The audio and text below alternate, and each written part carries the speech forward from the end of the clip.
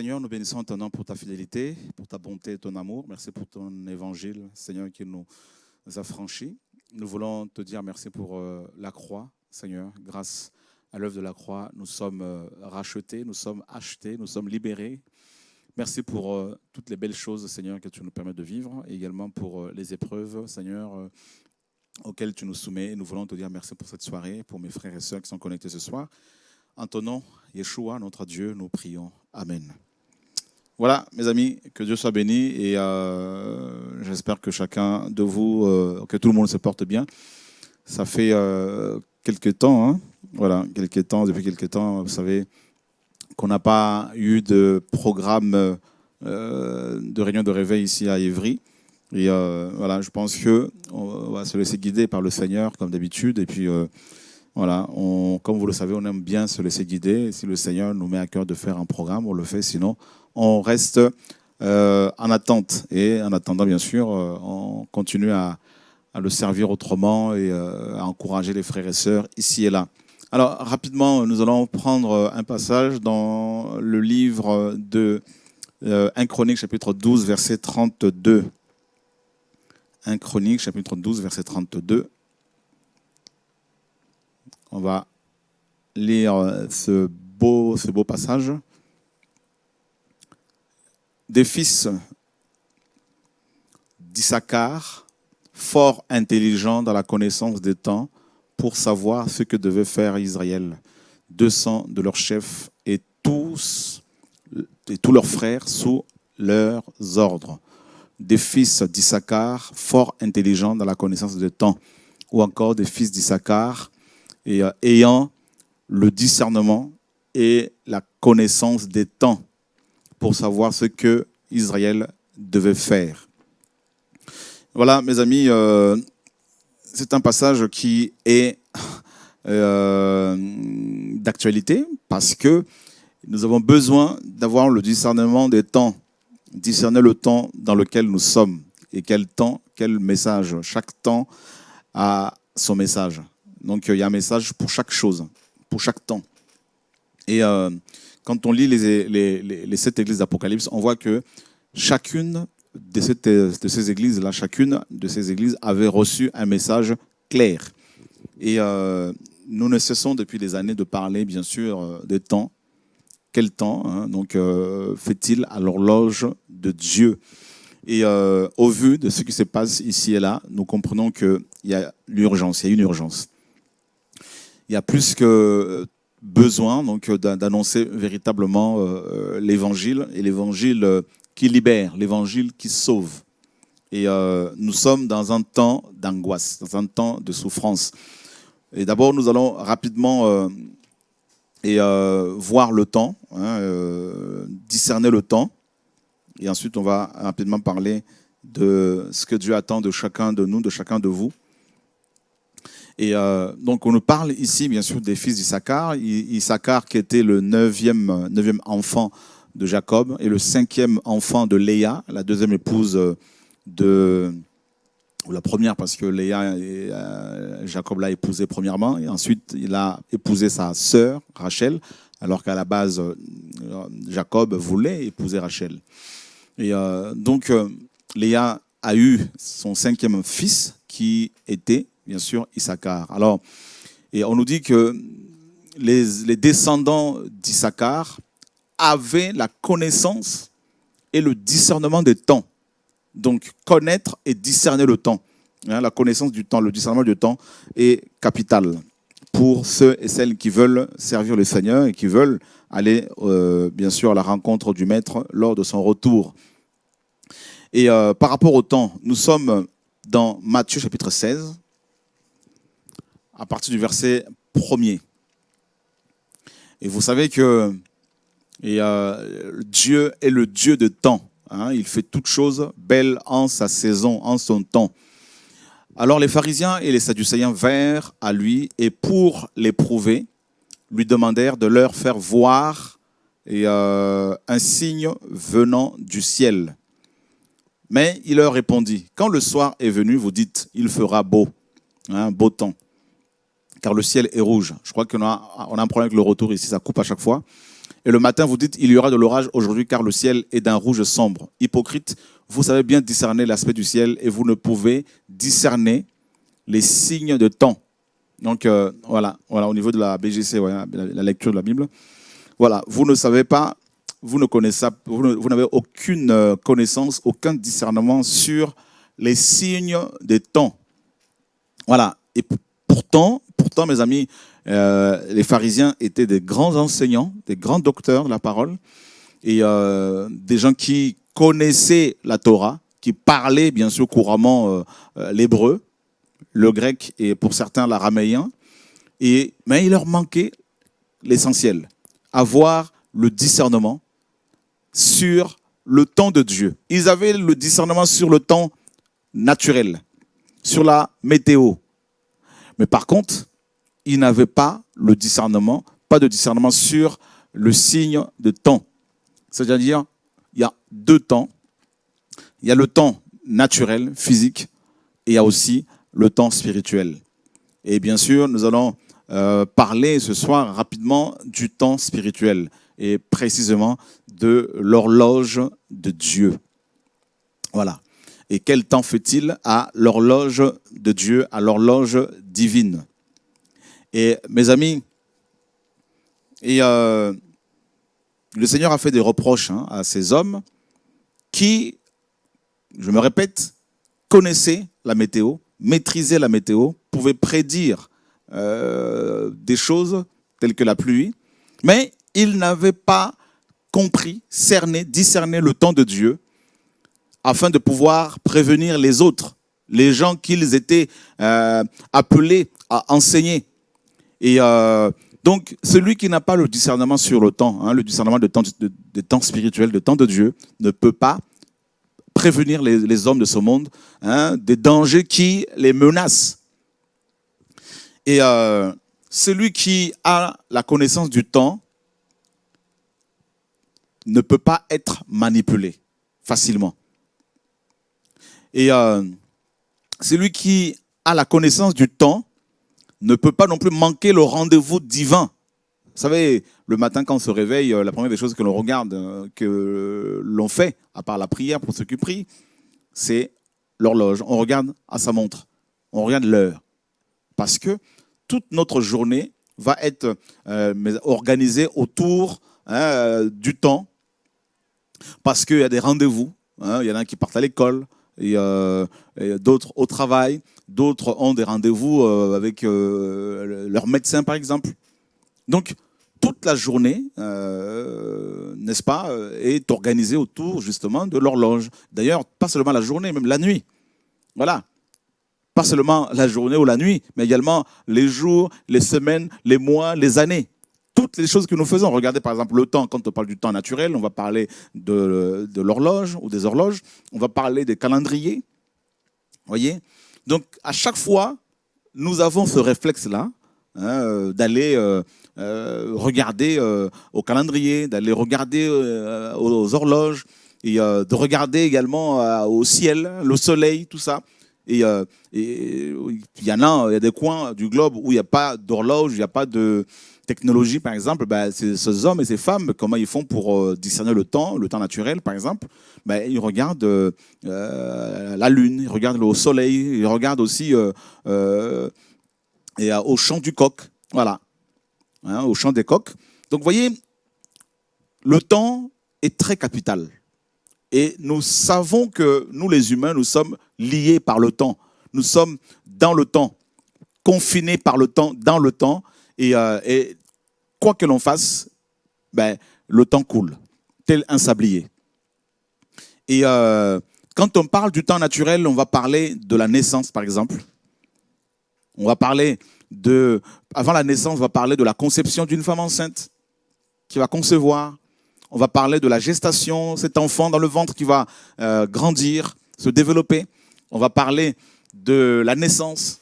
Et après, on va parler de la croissance. Donc, dans le temps naturel, il y a la conception, il y a la gestation, le développement, il y a la naissance, il y a la croissance. Vous voyez? Et ensuite, il y a la mort. Ça fait partie du temps. Et dans les choses spirituelles, c'est pareil. le temps de Dieu. Nous avons aussi dans le temps de Dieu, il y a la conception des choses. Et il y a aussi la gestation, le développement, tout ça. Il y a la naissance aussi, la naissance d'en haut. Hein, il y a la naissance d'en haut, il y a la croissance spirituelle. Et voilà. Donc, maintenant, quel temps fait-il à l'horloge divine, à l'horloge du Seigneur? Donc le Seigneur, on l'a vu dans Matthieu 16, reprocher aux pharisiens leur ignorance, leur manque de connaissance, de temps de Dieu, justement. Et les Écritures nous disent dans Genèse, chapitre 1er, que Dieu, à partir du verset 13, 14 là-bas, 14, que Dieu avait créé les deux grands luminaires, le soleil et la lune, pour marquer les époques, les saisons, donc en gros le temps.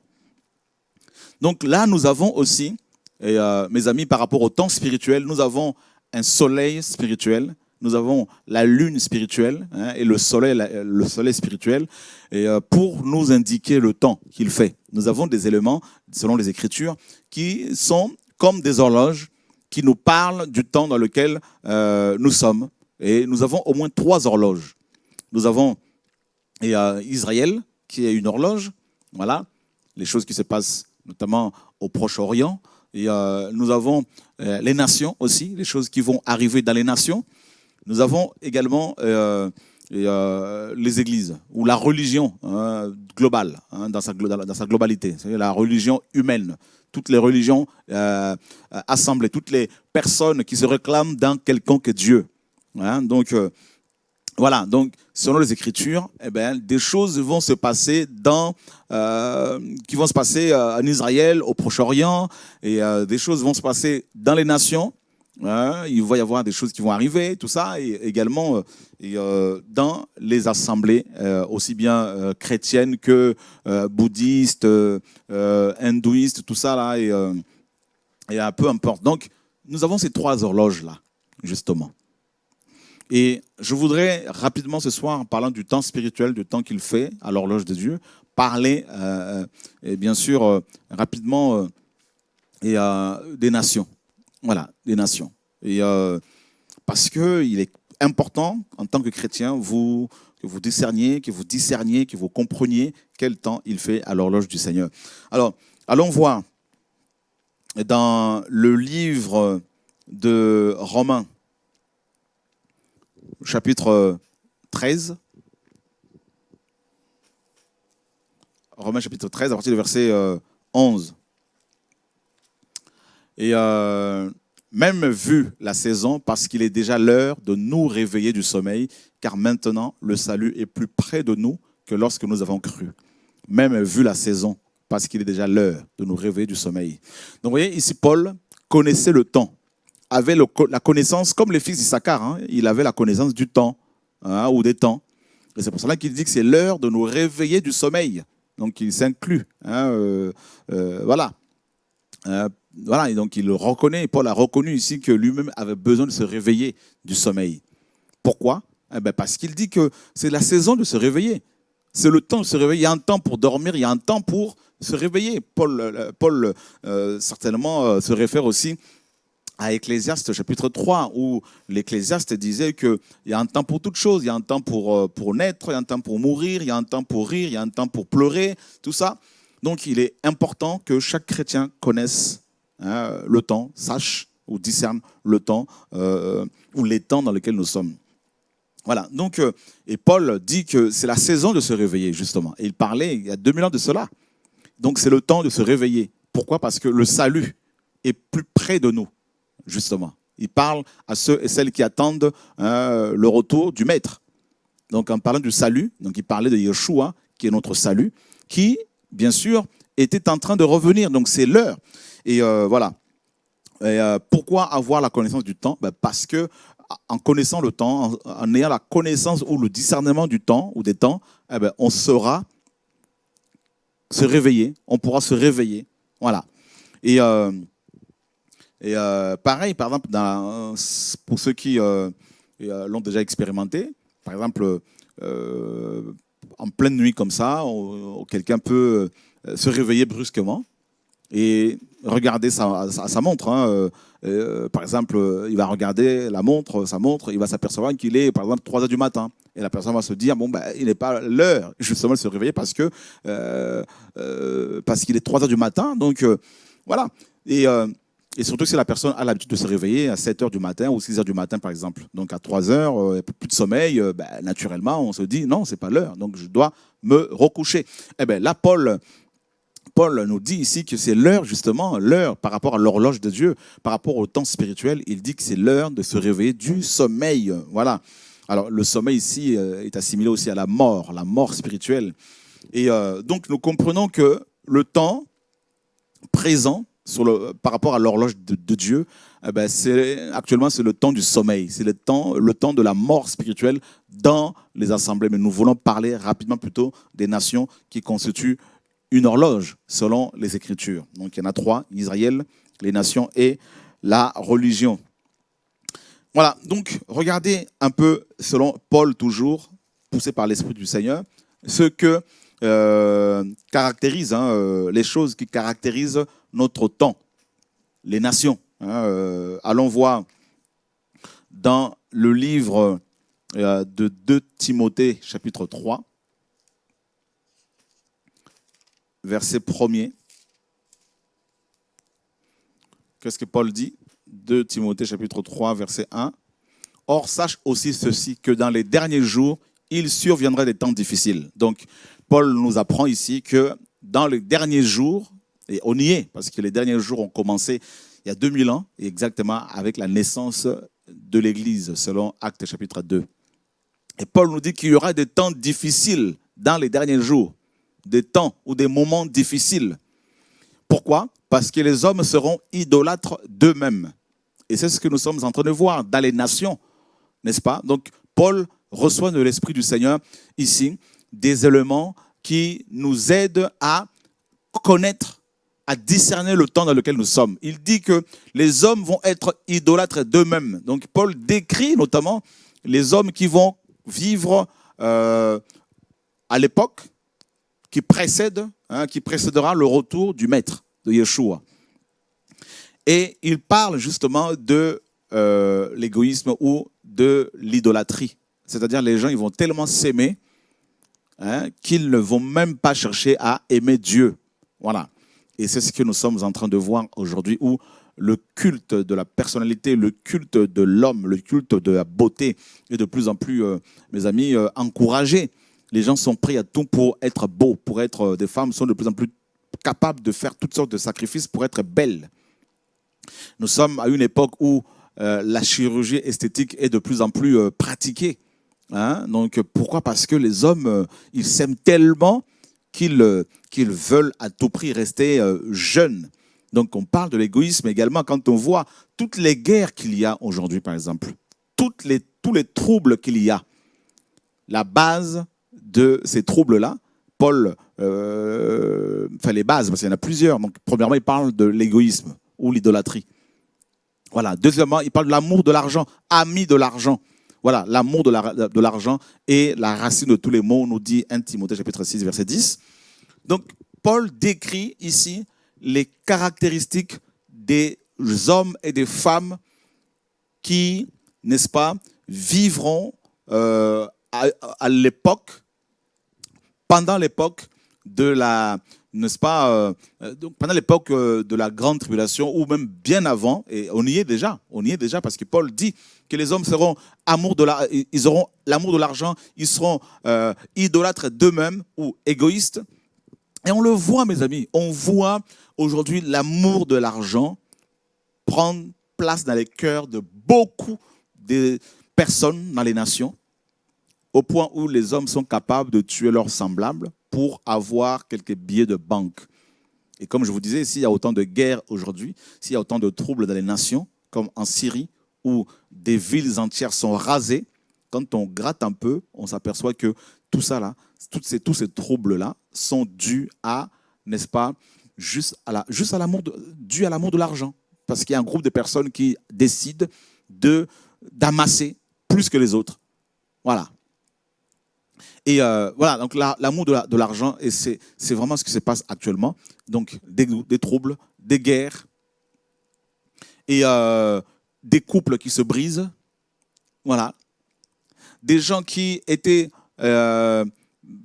simples dans leur mariage. Et du jour au lendemain, ils gagnent des millions. Et ces couples-là, on les voit brisés. Et donc, amis de l'argent, fanfarons, orgueilleux, blasphémateurs, mais restons beaucoup plus sur amis de l'argent. Amis de l'argent. Alors, on va aller voir dans le lexique biblique. On va prendre ce passage-là et on va cliquer sur amis de l'argent. Voilà. Donc, quel temps, quel message? Nous voulons d'abord vous montrer, nous voulons d'abord discerner le temps dans lequel nous sommes, mes amis. Et nous sommes au temps de la cupidité, aussi bien dans les nations que dans la majorité des églises. La cupidité. Ouais, voilà. Donc, Jésus a annoncé cela. Quand le Seigneur dit dans Matthieu 24 qu'il va y avoir des guerres, des troubles, oui, il a annoncé, mais en fait, la racine de tous ces troubles-là, c'est la cupidité, c'est l'amour de l'argent. Voilà, donc ils sont égoïstes, amis de l'argent. On va cliquer sur l'argent, au premier verset. Verset 2. Voilà, amour de l'argent, avarice. L'avarice. Alors, on va cliquer sur philos. Vient de, donc philos, c'est philéo, l'amour. Donc, ami, être lié d'amitié avec quelqu'un, lui vouloir du bien, un associé. Voilà. Donc, celui qui est associé familièrement avec quelqu'un, un compagnon. Voilà. Donc, vous voyez que le mot utilisé ici, c'est vraiment l'ami. Hein? Pas l'amour, mais l'ami. C'est différent. Vous voyez? Donc, on revient. Alors, l'amour de l'argent, avarice. Et donc, cet amour de l'argent n'est autre que l'amitié. Hein? Être en amitié avec l'argent. Et on va cliquer sur Arguros. Argent, voilà. Donc, et particulièrement, l'argent se réfère bien sûr aussi à l'argent qui... ce terme-là se réfère à l'argent qui recouvrait les colonnes des immeubles importants et qui décorait les poutres. Voilà. Donc ici, l'accent est aussi mis sur, bien sûr, le métal. Hein, bien sûr, mais derrière ce métal, on voit la monnaie. Donc, mes amis, s'il y a des problèmes, si des couples se brisent, je ne dis pas que tous les couples qui se brisent, ils se brisent parce qu'il y a la cupidité, parce qu'il y a l'avarice, parce qu'il y a l'amour de l'argent. Je ne dis pas ça. Il y a des couples qui sont brisés parce que l'homme est méchant, parce que la femme est méchante, parce que l'homme va tromper sa femme et la femme va tromper son mari, tout ça, parce qu'il y a un problème de caractère. Il y a plusieurs raisons pour lesquelles un couple peut se briser. Là n'est pas le message de ce soir. Mais je voudrais beaucoup plus mettre l'accent sur le fait que l'amour de l'argent est la racine de tous les maux. Vous voyez? De tous les maux.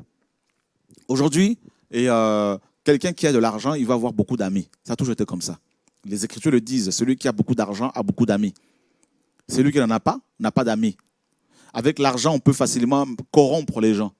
Beaucoup de dictateurs restent au pouvoir parce qu'ils ont de l'argent et ils sont capables de corrompre tout le monde. Vous voyez? Donc, du coup, beaucoup ferment les yeux sur leurs exactions, sur leurs tueries, sur les massacres qu'ils perpètrent, qu'ils vont perpétrer partout, tout simplement parce que ces hommes ont de l'argent. Voilà. Et allons voir dans 1 Timothée chapitre 6, verset 10. Donc nous sommes en train, je me répète, de définir le temps dans lequel nous sommes. Quel temps, quel message. Et nous voulons d'abord vous montrer que, avec les Écritures à l'appui, le temps dans lequel nous sommes est le temps, mes amis, où l'amour de l'argent prime. La cupidité, l'avarice. Regardez ici, on nous dit que car l'amour de l'argent est la racine de tous les maux. Et quelques-uns, en étant possédés, se sont détournés de la foi et se sont jetés eux-mêmes dans bien de tourments. Vous voyez ici, l'amour de l'argent est la racine de tous les maux. Allons vérifier dans le lexique. De tous les maux. Et ça, c'est terrible. Et voilà le temps dans lequel nous sommes. Nous sommes dans un temps où l'on vend de plus en plus. Il y a des gens qui vont vendre de plus en plus leurs organes vitaux. Il y a des gens qui acceptent qu'on leur mes amis, fasse une ablation des 2 reins ou d'un rein pour avoir de l'argent. Il y a un marché souterrain d'organes humains. L'amour de l'argent. Allons voir. On va cliquer sur argent. Voilà, c'est la même chose. Hein. Et on revient en arrière.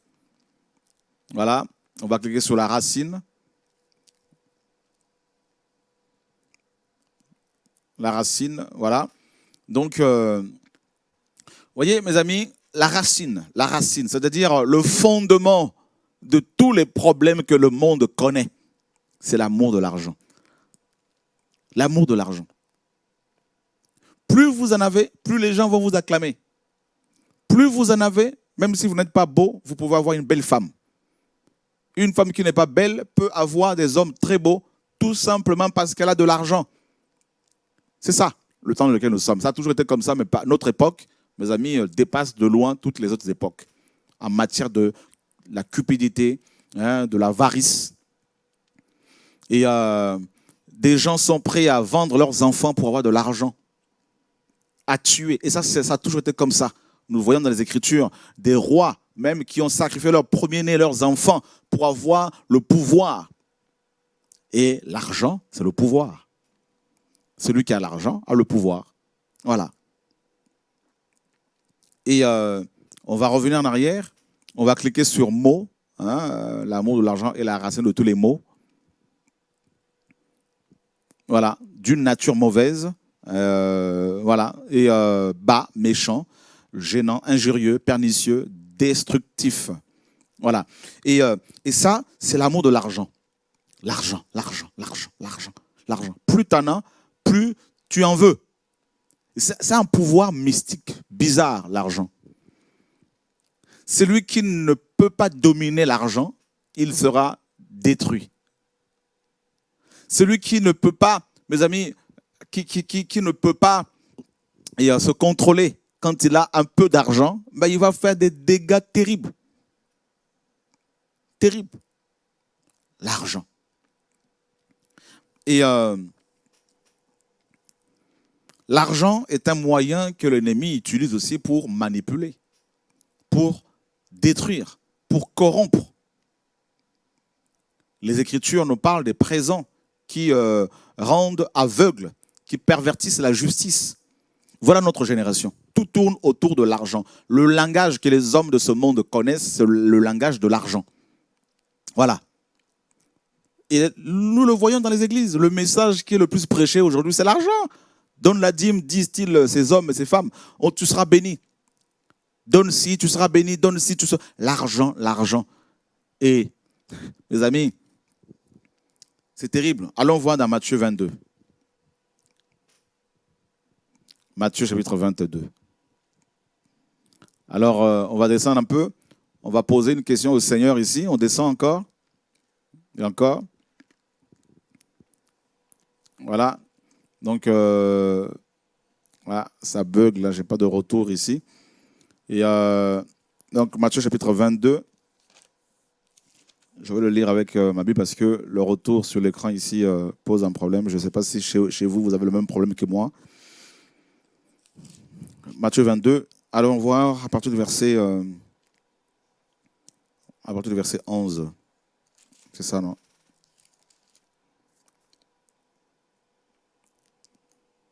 Voilà. Alors,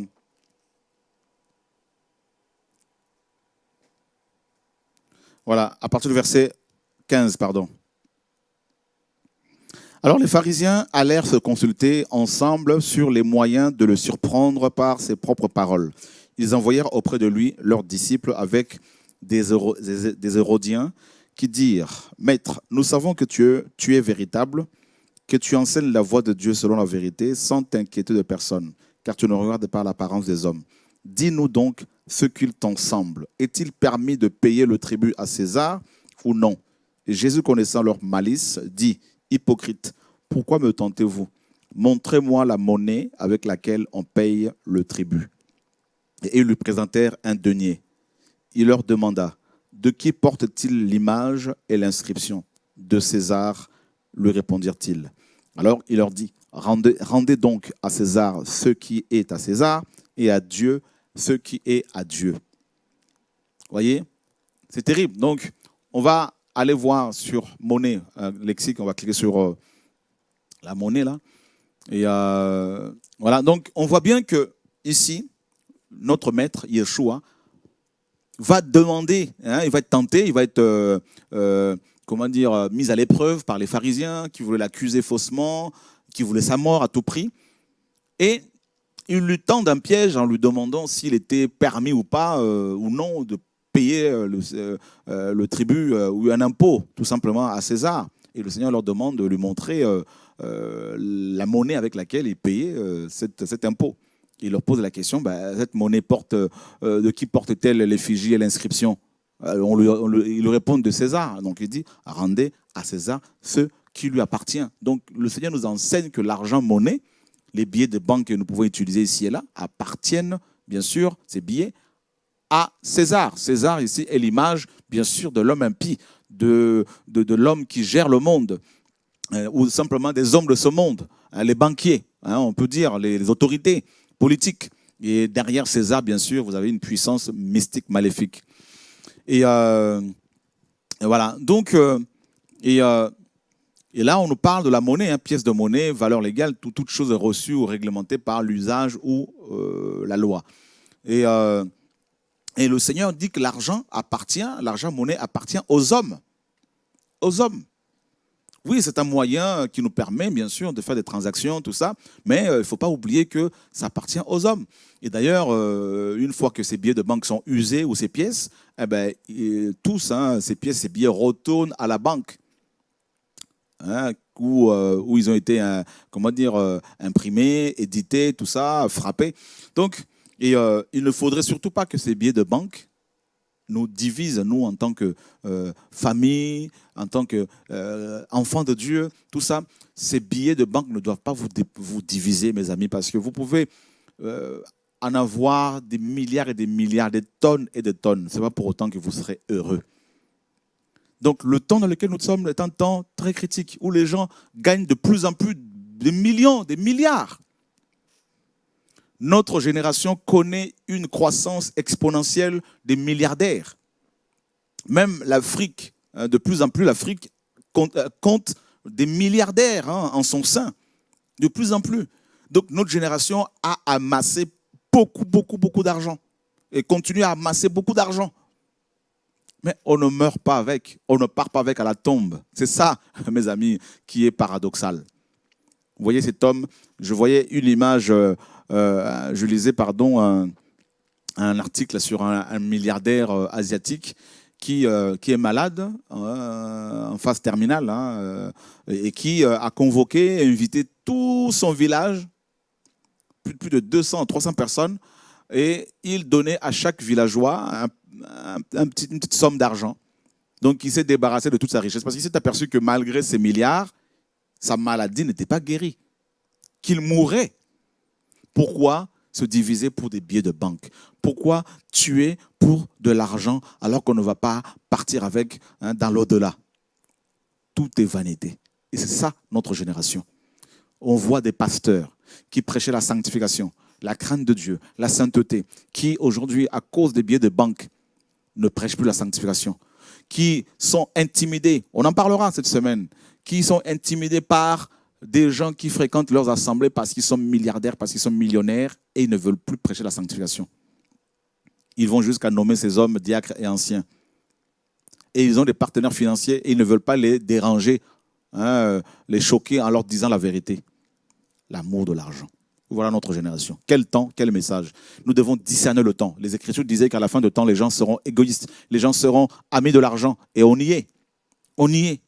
Depuis, bien sûr, mais ça va de plus en plus prendre de l'ampleur, cet amour de l'argent. des jeunes femmes vendent leur corps pour de l'argent et tout ça. Les gens sont prêts à toutes sortes de choses, des sacrifices. On voit des mannequins qui deviennent anorexiques, tout ça, parce qu'il faut qu'ils aient de l'argent, parce qu'il faut qu'ils gagnent des millions, tout ça là. On voit des footballeurs qui meurent sur le terrain de foot parce qu'il faut faire tellement d'exercices. Il y en a qui vont vendre leurs âmes. Il y a encore quelques jours, avant-hier, ou il y a deux ou trois jours, on nous parlait du décès d'un joueur de foot, un joueur de foot ivoirien qui est mort sur le terrain de foot. Un joueur de moins de 26 ans. Il y en a plein comme ça qui meurent, comme ça, crise cardiaque. Pourquoi? Parce que des parents, leurs parents parfois, vont voir des marabouts, des sorciers pour faire des gris-gris afin que leurs enfants jouent bien sur le terrain parce qu'ils ont besoin de gagner beaucoup d'argent. Mes amis, c'est grave. C'est grave. C'est terrible. L'argent. Et que Dieu nous donne, mes amis, à avoir le contrôle sur l'argent. Que l'argent ne soit pas votre maître. Et c'est ça notre génération. Donc nous avons discerné le temps. Bien sûr, des troubles, des guerres, des tueries, des assassinats. Tout ça pourquoi? Quand on vérifie bien, en grande partie, ces choses-là sont commises parce qu'il y a à la clé la paye, l'argent. L'argent. Des gens vendent de la drogue. Tout ça pourquoi? En vendant de la drogue, ils ne se rendent pas compte qu'ils détruisent d'autres vies. Ils détruisent des couples, des hommes. Ces hommes-là sont des fils de leurs parents. Ces femmes sont des filles de leurs parents. En consommant de la drogue, ils peuvent en mourir et ce sont des parents qui vont pleurer. Ces femmes sont des mères, ce sont des enfants qui vont se retrouver orphelins, qui vont pleurer, qui vont souffrir. Donc vous voyez, tout ça pourquoi les gens ne tiennent pas compte des conséquences, notamment les dealers. Tout ça parce qu'ils veulent gagner de l'argent, l'amour de l'argent, la cupidité. Vous me direz, mais oui, mais il n'y a pas de travail, tout ça, comment on va faire? Mais oui, mais écoutez, organisez-vous. Mais ne vendez pas du poison pour vous faire de l'argent, pour vous enrichir. Parce que c'est l'argent du sang. Vous voyez? Et c'est terrible. L'argent. L'argent. Toujours l'argent, l'argent, l'argent, l'argent, l'argent. Vous voyez? Et c'est terrible. Il y a des gens qui vont user leur santé pour gagner beaucoup d'argent et ils finissent par en gagner beaucoup, effectivement, et ils meurent, ils laissent tout. À quoi bon avoir vécu, mes amis, comme un esclave, travaillant comme un esclave pour amasser, amasser, amasser, et ensuite on meurt et on laisse tout. Et ceux qui vont en profiter, c'est des personnes qui n'ont même pas souffert comme vous, comme toi. Voilà notre génération. L'argent. Allons voir dans Apocalypse chapitre 18. Quel temps, quel message? Donc nous discernons le temps. C'est le temps des cupides. C'est la cupidité qui règne. Et si vous lisez Apocalypse 18, à partir du verset 1er, vous allez vous rendre compte que Babylone, c'est l'argent. Voilà, c'est l'argent. L'argent, l'argent, l'argent, l'argent. Après ces choses, je vis descendre du ciel un autre ange qui avait une grande autorité et la terre fut illuminée de sa gloire. Il cria avec force à haute voix et il dit, elle est tombée, Babylone la grande, elle est devenue la demeure de démons et le repère de tout esprit impur et le repère de tout oiseau impur et détestable. Car toutes les nations ont bu du vin de sa prostitution effrénée et le roi de la terre ont commis la fornication avec elle et les marchands de la terre se sont enrichis par l'excès de son luxe. Vous voyez? Et si vous allez plus loin, vous allez voir que au verset 15, les marchands, dis-je, de ces choses qui se sont enrichis par elle se tiendront éloignés dans la crainte de son tourment. Ils pleureront et seront dans le deuil et diront « Malheur, malheur, la grande ville qui était vêtue de fin lin, de pourpre, d'écarlate, qui était parée d'or, ornée de pierres précieuses et de perles. Comment en une seule heure, tant de richesses ont été détruites. » Et qu'est-ce qu'on y vend, hein? Qu'est-ce qu'on vend là-bas à Babylone? Et voilà, au verset 11, on nous dit « Les marchands de la terre aussi pleureront et seront dans le deuil à cause d'elle parce que plus personne n'achète leurs marchandises, qui sont des marchandises d'or, d'argent, de pierres précieuses, de perles, de fin lin, de pourpre, de soie, d'écarlate, de toutes sortes de bois odoriférants, de toute espèce de bois de senteur, d'ivoire et de toute espèce de vaisseaux, de bois très précieux, d'airain, de fer, de marbre, du cinnamome, des parfums, des essences, de l'encens, du vin, de l'huile, de la fine fleur de farine, du blé, de bœufs, des brebis, des chevaux, des chars, des esclaves et des âmes d'hommes, des esclaves. Bah oui, il y a encore dans notre génération beaucoup d'esclaves. Vous avez vu ces enfants de 12 ans, 9 ans qui travaillent dur comme des malades, qui sont obligés de fabriquer des briques pour les porter ensuite des kilomètres et des kilomètres, tout ça pour de l'argent. Vous avez vu la pédophilie, ces jeunes femmes, jeunes filles qui sont obligées de se vendre 9 ans, 10 ans, 11 ans, 12 ans à des hommes de 70 ans, 80 ans pour de l'argent parce qu'elles n'ont pas à manger. Vous avez vu tous ces prédateurs hommes qui vont, mes amis, violer des enfants, des bébés. Tout ça, pourquoi? Parce qu'il y en a qui le font, parce qu'ils ont fait des pactes avec l'ennemi pour avoir de l'argent. Vous avez vu ces parents qui sont obligés de vendre leurs enfants pour avoir de l'argent, de pousser leurs enfants à la prostitution? C'est grave. Notre génération, on ne va pas vous montrer les images de toutes ces choses aujourd'hui, peut-être demain, si Dieu permet, mais notre génération est une génération de malades. L'homme est devenu esclave de ses propres inventions. Et Babylone, c'est justement ce système commercial où l'on peut acheter toutes sortes de choses. De tout. Et voilà notre génération. Tout se vend. Tout. Voilà le temps dans lequel nous sommes, vous et moi, frères et sœurs. Là, c'est dans le monde. Hein. Donc, demain, on va préparer les images. Hein. Des gens qui vendent leurs reins. Vous allez voir des enfants qui sont violés. L'heure est grave des troubles, des guerres. On en parle de plus en plus. Pendant les guerres, sachez-le, il y a des gens qui s'enrichissent. Donc, les gens il y a les marchands d'armes. Notre génération est une génération de malades. Des malades. Vous avez vu les cigarettes, les gens fument. Et les vendeurs, les marchands de ces clopes, de ces cigarettes, mes amis, ces multinationales s'enrichissent, mais il y a des gens qui ont des cancers, il y a des gens qui en meurent. Voilà notre génération. Tout ça pourquoi? À cause de l'argent. À cause de l'argent. C'est une machine qui est lancée. Plus personne ne peut l'arrêter, à part Dieu. Donc demain, 20h30, on va aller dans les détails. On va vous montrer les images des gens qui ont des images de cancer, des gens qui ont de cancer à cause de la cigarette, des gens qui sont détruits à cause de la prostitution, des gens qui sont détruits à cause des guerres, tout ça. Pourquoi? Parce qu'il y a l'amour de l'argent. Seigneur, sauve-nous, garde-nous.